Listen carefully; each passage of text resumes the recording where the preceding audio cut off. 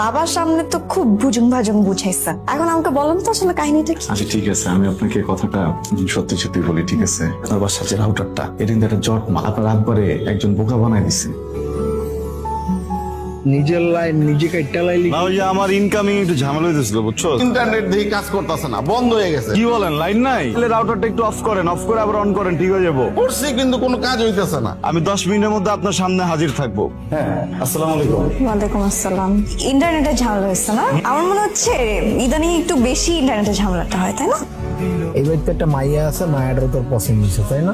শোন, এই ব্যবসা বাণিজ্য করার মাঝখানে যদি মাইয়া পাইনার দিকে তাকাস, তাহলে ব্যবসা বাণিজ্য ক্ষয়ক্ষতি হবে। কিভাবে বলি, এখানে একটা খরচা গেছে না?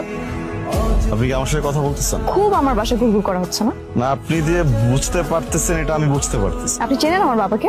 ভদ্র মানুষ, ওনার সাথে আমার সুসম্পর্ক। আমার বাবা যেমন খুব ভদ্র মানুষ, আবার খুব কড়া মানুষ। আপনি কি চান না